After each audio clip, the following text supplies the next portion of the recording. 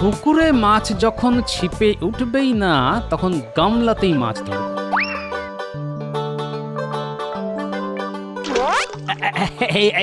এই তো একটা মাছ উঠলো।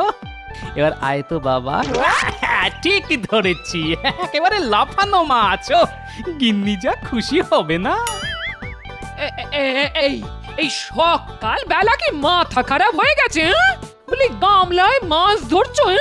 তা কি করব, ভোর রাত থেকে ছিপ ফেলে পুকুরে বসেছিলাম। একবার উঠলো পচা কলার কাঁদো, একবার উঠলো এক বস্তা কাদা মাটি।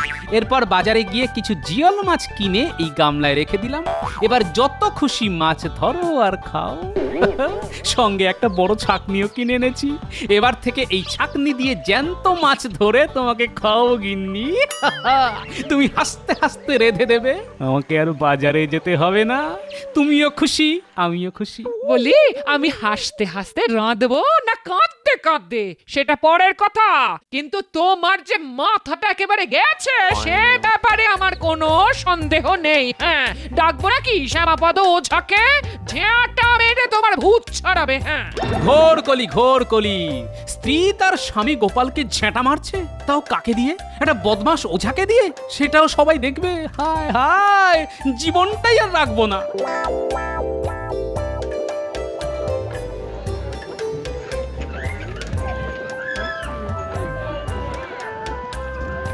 শুনছো ভাই, গোপাল দাদার মাথা খারাপ হয়ে গেছে, গামলায় মাছ ধরছে। কি বলছো?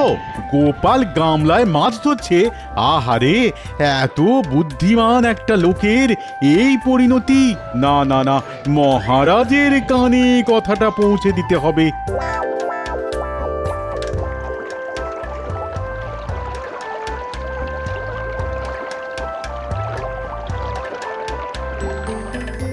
বুঝলে, মুখ হলো মনের আয়না।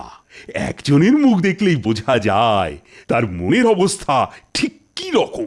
একদম ঠিক কথা বলেছেন মহারাজ। মুখ দেখেই মনের কথাটা টের পাওয়া যায়। এই যেমন গোপাল, ওর মুখের দিকে তাকিয়ে দেখুন, কেমন যেন ঘোলাটে ঘোলাটে, চুলে ভালো করে চিউনি দেয়নি, কেমন যেন একটা উদ্ভ্রান্ত লাগছে। কেন বলুন তো? আমার কিন্তু কেমন কেমন লাগছে। মন্ত্রীমশাই, আপনার মুখ দেখেও মনে হচ্ছে আপনার মনের মধ্যেও একটা ষড়যন্ত্র চলছে। কেমন একটা ওই শয়তানি মার্কা হাসি লেগে রয়েছে। এতদিনে গোপাল একেবারে একটা ঠিক কথা বলেছে। আগে মহারাজ, আজ আপনাকে একটা গোপন কথা বলি। গোপালের মস্তিষ্কে একটু গোলমাল দেখা দিয়েছে। এটা আমার কথা নয়, লোকে বলা বলি করছে। রাজসভার একজন মাননীয় সদস্য সম্পর্কে এরকম একটা ধারণা থাকাটা কি উচিত মহারাজ? মন্ত্রী, তুমি কি বলতে চাইছো? আমি তো কিছুই বুঝতে পারছি না।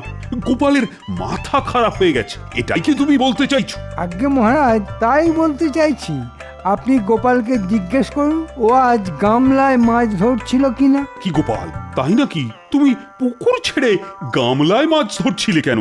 আসলে বয়স হয়ে যাচ্ছে তো, রোজ রোজ বাজারে যাওয়া, তারপর গিন্নির মুখ ঝামটা খাওয়া, এই বয়সে আর পোষাচ্ছে না মহারাজ। তাই ভাবলাম নিজের বাড়ির গামলাতেই যদি মাছ চাষ করি। এটা কি পাগলামির লক্ষণ মহারাজ? তোমার চাষ করা মাছ নিয়ে আমাদের একটা ভোজসভা হতেই পারে। মন্ত্রী, গোপাল পারে না এমন কিন্তু কোনো কাজ নেই।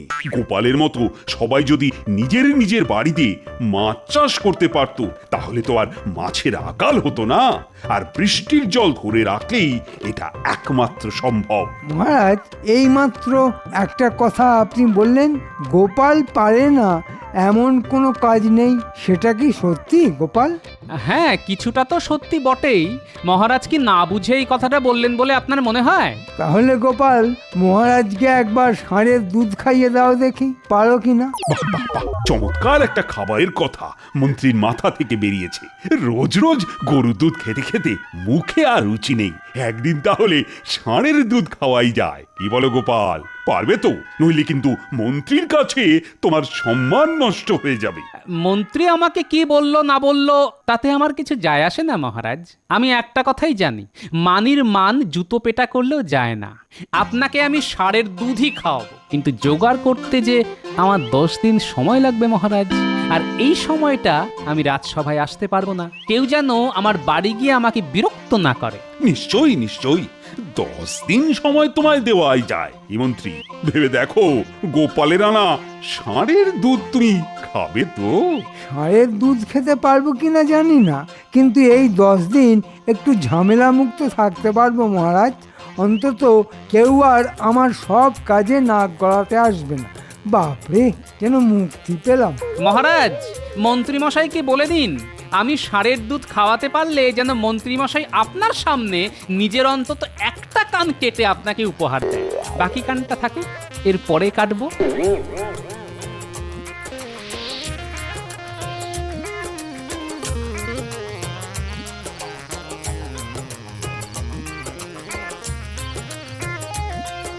ও বাবা, বলি আজ এত খুশি খুশি লাগছে, হ্যাঁ? কি ব্যাপার?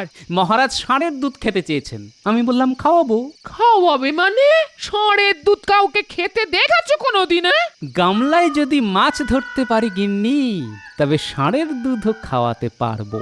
এই আমার না বারবার মনে হচ্ছে তোমার মাথাটা একেবারেই গেছে। হ্যাঁ, কাল আমার সঙ্গে ওঝার বাড়ি যাবে, নইলে আমি ডেকে আনবো। হ্যাঁ, তোমার যা ইচ্ছে করো, এবার আমাকে একটু ঘুমোতে দাও গিন্নি।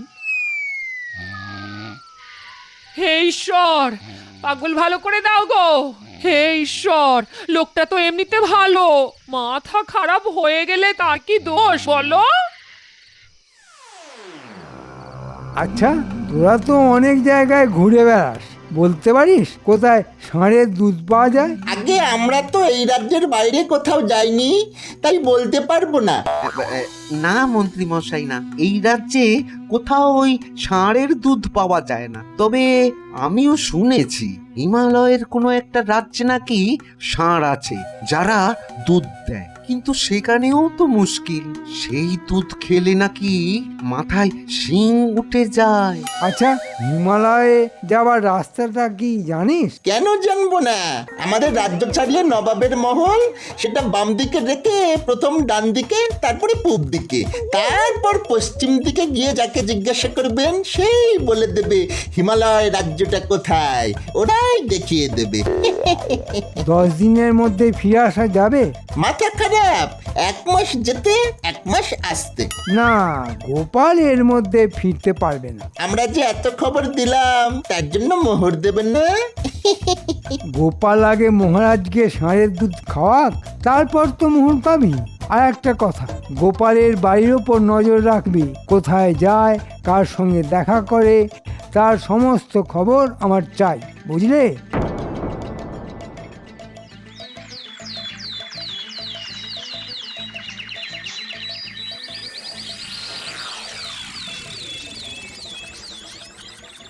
সে তোমরা যাই বলো, গোপাল ছাড়া না এই রাজসভাটা ঠিক জমে না, তাই না মন্ত্রী?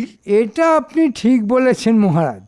এত খরচা করে একটা ভাঁড় রাখা হয়েছে, সে যদি অনুপস্থিত থাকে তার রাজসভাটা চলবে কি করে? তবে মহারাজ, গোপাল আর এমুখো হবে কিনা তা বলা যাচ্ছে না। কেন কেন, ষাঁড়ের দুধ আনতে ও কোন দিকে গেছে? তা তো জানি না, শুনলাম হিমালয়ের কোলে নাকি একটা রাজ্য আছে, সেখানে নাকি এক ধরনের ষাঁড় আছে, তা নাকি দুধ দেয়। গোপাল যদি সেখানে যায় তাহলে খুব বিপদ, মনে হয় আর ফিরে আসতেই পারবে না। তাহলে খোঁজ নাও মন্ত্রী, গোপালের কিছু হলে দায়ী থাকবো আমি। না না না, আমি আর তুমি। না না না, এটা খুব অন্যায় হলো। কি বলো বিজ্ঞানী? অন্যায় তো হলোই মহারাজ, যা অসম্ভব তা গোপাল কি করে সম্ভব করবে তা কিন্তু আমি জানি না। মন্ত্রীকে যদি আপনি বলতেন ঘোড়ার ডিম খাবেন বা হাতির, মন্ত্রী কি পারতো তা জোগাড় করতে? হ্যাঁ, তুমি কি গোপালের ঢেঁকি? ও যা বলবে তুমিও সেই কথাতেই সায় দেবে? তোমাকে মাসোহারা কে দেয়, মহারাজ না গোপাল? আবার মাসোহারার কথা আসছে কেন? কথা হচ্ছিল গোপালকে নিয়ে। আচ্ছা বিজ্ঞানী, তোমার কি মনে হয় ষাঁড় দুধ দেয়? এটা এটা প্রকৃতি বিরুদ্ধ কাজ। প্রকৃতি যাকে যে ক্ষমতা দেয়নি সেটা কি করে করবে? তুমি নিশ্চয়ই গোপালকে এই জ্ঞানটা দাওনি, তাই সে ষাঁড়ের দুধ আনতে গেছে। ঠিক আছে, আর কয়েকদিনের মধ্যেই তো প্রমাণ হবে যে ষাঁড়ের দুধ আদৌ হয় কিনা।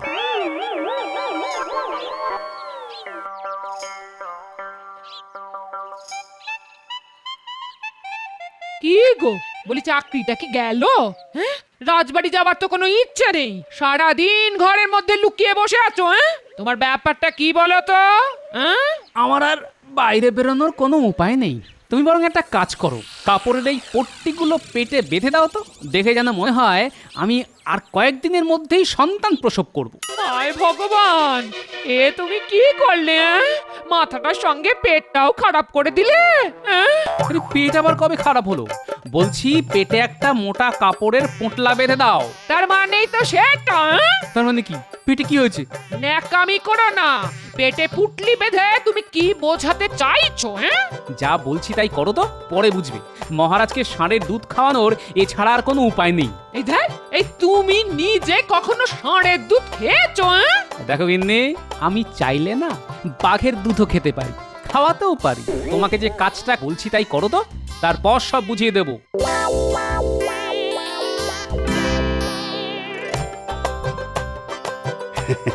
কাল আমরা সবাই মিলে ষাঁড়ের দুধ খাবো। কি মন্ত্রী, যদি সত্যি খাই তাহলে কান কাটবে তো?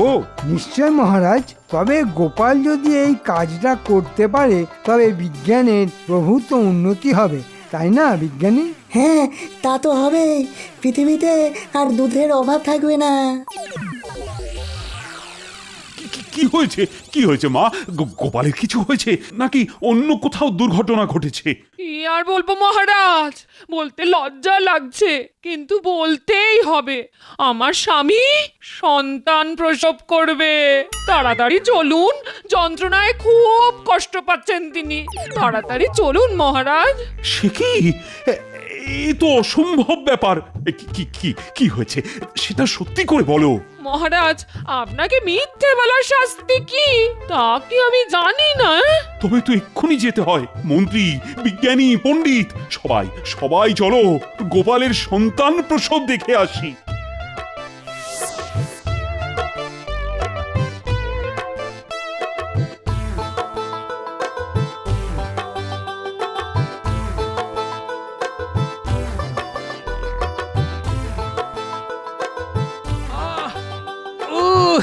ওরে বাবা!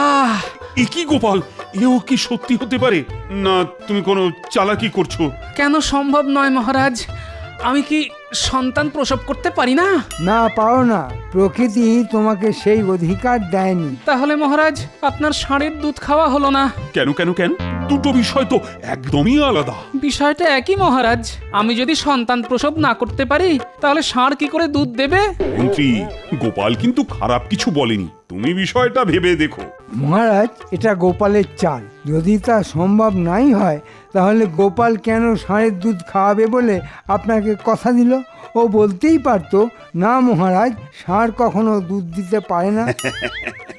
মন্ত্রীর এই যুক্তিটাও তো অস্বীকার করা যায় না। এখন তাহলে উপায়? না মহারাজ, এর মধ্যে কোনো কিন্তু তঞ্চকতা করে ভুল বোঝাতে পারবে না। এটা রাজদ্রোহিতার চাইতেও বেশি অপরাধ। আরে তুমি এত রেগে যাচ্ছ কেন? আমরা তো খেলার জন্যই এই বাজি ধরেছিলাম। তাহলে গোপাল স্বীকার করুক যে এই বাজিতে ও হেরে গেছে। তাহলে প্রমাণ হবে গোপালকে আপনি যতটা বুদ্ধিমান মনে করেন ও আসলে ততটা বুদ্ধিমান নয়। মহারাজ, মন্ত্রীমশাই ঠিকই বলেছেন। এটা প্রকৃতি বিরুদ্ধ কাজ হয়ে যাচ্ছে, কিন্তু পরাজয় আমি স্বীকার করব না। আমি যখন আপনাকে কথা দিয়েছি আপনাকে ষাঁড়ের দুধ খাওয়াবো, তখন খাওয়াবোই। আপনি আমাকে একটা দিন সময় দিন মহারাজ। বেশ, কেউই যখন হার স্বীকার করবে না তখন তাই হোক।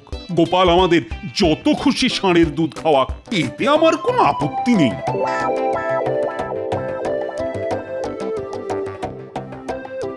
মন্ত্রী তোমার নাকে ঝামা ঘষে দিল তো? কে বললো? কে বললো আমার নাকে ঝামা ঘষে দিল? একটু চুলকে দিয়েছে মাত্র। সে তুমি যাই বলো, মন্ত্রীর কাছে একেবারে লেজে গোবরে হয়ে গেছো। হ্যাঁ, তা তুমি বলতে পারো, কিন্তু শেষ হাসিটা যে আমি হাসবো, দেখে নিও। সে তুমি যাই দেখাও না কেন, আমি যা বোঝার বুঝে গেছি। কিছুই বোঝনি, এবার বুঝবে। আমাকে আর কি বোঝাবে? যেদিন গামলায় মাছ ধরছিলে সেদিনই বুঝেছিলাম তোমার মাথাটা এখন হাঁটুতে চলে এসেছে। মাথায় এখন ষাঁড়ের গোবর নিরেট হয়ে গেছে। হ্যাঁ, ঠিক আছে ঠিক আছে, যেদিন খেল খতম হবে সেদিন বুঝবে। এখন আমি চললাম বাজারে, কিছু কেনাকাটা আছে। যাচ্ছই যখন তখন আবার কচু খেচু এনো না। ভালো দেখে টাটকা মূলো আর বড় দেখে বাঁধাকপি এনো। হ্যাঁ, আর একটু বড়ি, মুসুরি ডাল, এই শুকনো লঙ্কা আর তেজপাতা। হ্যাঁ, যা আনবো গিন্নি, তাতে তোমার মন ভালো হয়ে যাবে।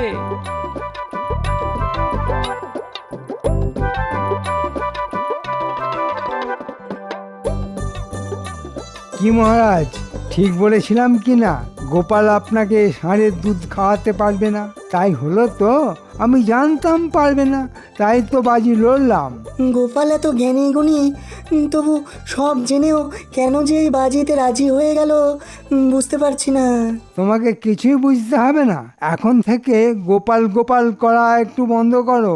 গোপালের কত বুদ্ধি তা তো নিজের চোখেই দেখলে, আবার বড় বড় কথা বলছো। গোপালের মতো জ্ঞানগুণী লোক কেন যে এই বাজিটা লড়তে গেল?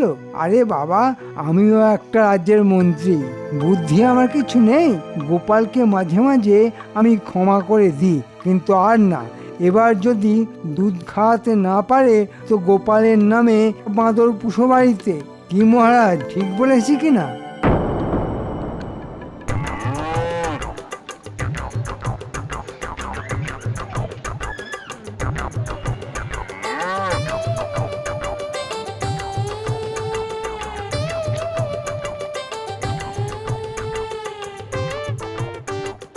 আরে ভালো দুধ দিবি কিন্তু, নইলে মহারাজের কাছে আমার একেবারে মান চলে যাবে। এটা কিন্তু বলার সময় এখনো আসেনি মন্ত্রী। আজ কিন্তু গোপাল আমাদের ষাঁড়ের দুধ খাওয়াবে বলেছে। দেখি দেখি ও কি করে, তারপর তো কিছু বলবো। এখনো আপনার গোপালের প্রতি প্রেম গেল না? আরে যত বুদ্ধিমান গোপাল নিজেকে মনে করুক না কেন, আসলে ও ততটা বুদ্ধিমান নয়। হোলানো বেলুন যাকে বলে আর কি।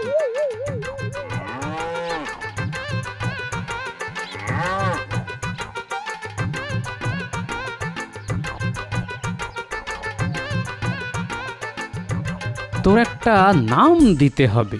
কি নাম দেব বলতো? কি নাম দেব? একটা ভেবে রেখেছি, তুই কিন্তু আবার রেগে যাস না।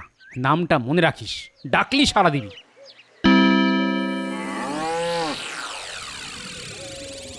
আপনি কি ভেবেছেন গোপাল আর রাজসভায় আসবে? না আসার কি আছে, গোপাল কিন্তু পালানোর লোক নয়, তুমি দেখে রেখো। এ আপনি যাই বলুন না কেন, গোপাল আর আপনার সামনে এ মুখ দেখাতে পারবে। মহারাজের জয় হোক। এই নিন মহারাজ, আপনার ষাঁড়ের দুধ, একদম খাঁটি। খেয়ে দেখুন আমার ষাঁড়ের দুধ খেতে কেমন। কি আশ্চর্য, তুমি ষাঁড়ের দুধ মহারাজের জন্য নিয়ে এসেছো? আমার ষাঁড়ের দুধ আমি আনবো না তো কি আপনি আনবেন? তোমাকে ঠিক বিশ্বাস করতে পারছি না। মানে এই দুধ আমি খাবো? কেন খাবেন না মহারাজ? আমি কি আপনাকে এই দুধ খাইয়ে হত্যা করতে চাইবো?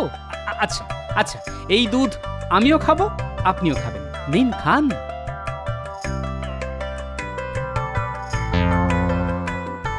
এই যে একেবারে গরুর দুধের মতন। গরুর দুধ নয় তো? দেখি দেখি তোমার ষাঁড়টাকে একবার দেখি। আপনার প্রহরীদের বলুন, তারা যেন আমার ষাঁড়টাকে রাজসভায় নিয়ে আসে। এই কে আছো? গোপালের ষাঁড়টাকে ভেতরে নিয়ে এসো।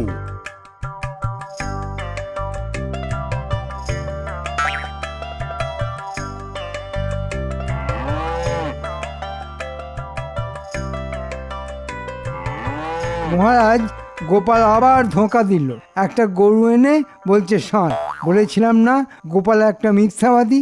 এবার আপনি নিজের চোখেই দেখলেন তো। মহারাজ, গোপাল কখনো মিথ্যে কথা বলে না। এটা আমার ষাঁড়। কি করে এটা ষাঁড় হয়? আমি নিজের চোখে দেখছি একটা গরু আমার চোখের সামনে দাঁড়িয়ে আছে। তাহলে আমি কি ভুল দেখছি? মহারাজ, এটা গরু না বলদ তা আমার জানা নেই, আমি এর নাম দিয়েছি ষাঁড়। এই ষাঁড়ের দুধ আপনাকে খাইয়েছি মহারাজ। এবার আবার তঞ্চকথা করলো গোপাল। গরুকে ষাঁড় সাজিয়ে এনেছে বেটা। কি আশ্চর্য, আমার গরুর নাম যদি আমি ষাঁড় রাখি তাতে মন্ত্রী মশাইয়ের কেন আপত্তি তা তো বুঝতে পারছি না। মহারাজ, আপনি কি বলে দিয়েছিলেন পুস্তকে বর্ণিত এক ধরনের বিশেষ প্রাণীর দুধ আপনি খেতে চান, যাদের ষাঁড় বলা হয়? তা তো বলেননি। হ্যাঁ? আপনি ষাঁড়ের দুধ খাবেন, তা আমি ষাঁড়ের দুধ আপনাকে খাইয়েছি। এতে কোনো অন্যায় তো আমি দেখতে পাচ্ছি না। এমনকি আপনি বাঘের দুধ চাইলেও খাওয়াতাম, তখন আমি গরুর নাম বাঘ রাখতাম। হ্যাঁ? মন্ত্রী, একটা কথা তোমায় স্বীকার করতেই হবে, গোপালের যুক্তি কিন্তু অকাট্য, আর বাজির রায় ওর পক্ষেই গেল, তাই না বিজ্ঞানী? ঠিক বলেছেন মহারাজ, যুক্তিশাস্ত্র অনুযায়ী গোপাল যা বলেছে তাকে উপেক্ষা করা যাবে না। হ্যাঁ, তাহলে জয় হলো তো গোপালেরই। একেই বলে যুক্তির মার। তা মন্ত্রীর কান কাটার কি হলো গোপাল? যার দুকানি কাটা তার আর কোন কানটা কাটবেন মহারাজ? তবে এখন থেকে ওকে রাজসভায় কানে তুলো দিয়ে আসতে বলবেন, কোনো কিছুই যেন ওর কানে না ঢোকে মহারাজ।